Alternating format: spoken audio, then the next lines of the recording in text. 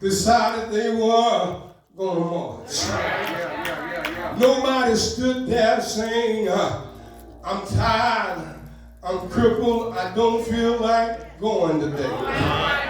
Nowhere did I read where it said, now I'm asleep in this morning. But I read in my Bible where it said, time to go.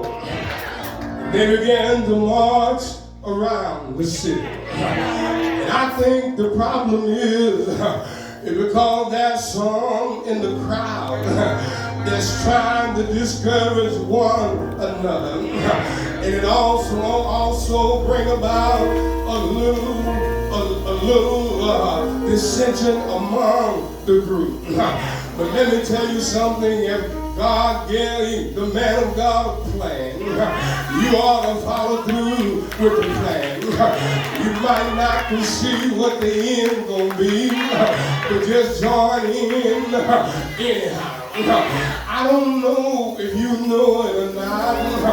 I don't know if you think about it like I think about it.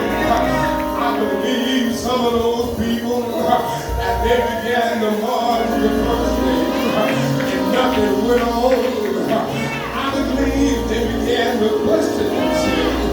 If anything gonna happen, we'll march one day, we'll march 2 days, we'll march 3 days, we'll march 4 days, and nothing has happened. On the 5th day, they got up and began to march on. On the 6th day, they began to march on. On the 7th day, he told them to march on.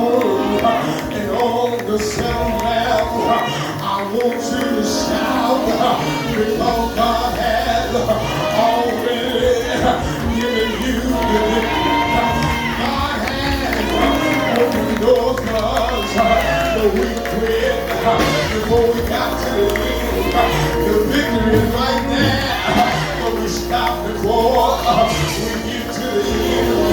Let me help somebody. I don't care how long it takes. I'ma stay in the race because I'm working with him. I'm not preaching for him. I'm preaching because of him. He has done great things on the 7th lap. My Bible says they shouted and the wall came tumbling down. Anybody here is working with him? I'm so glad I know a man that worked with him.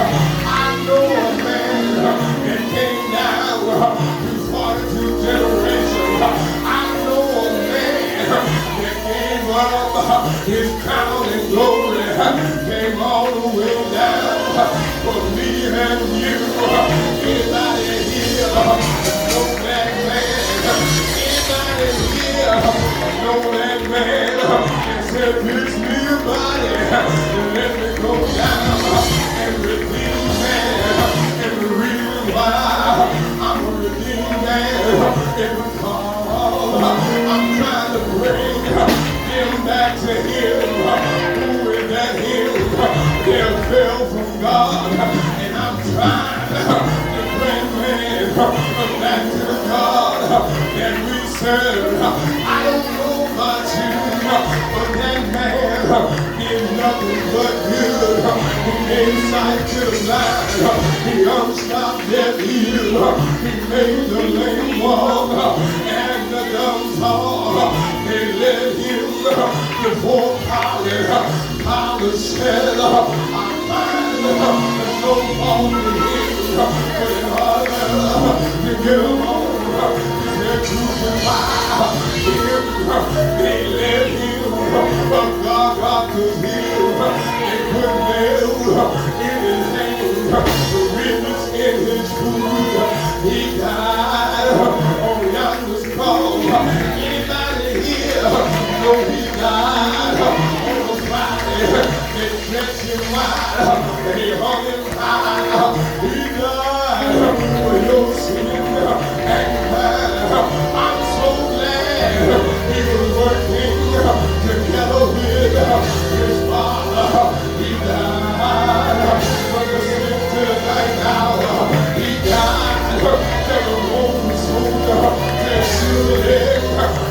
the Son of God.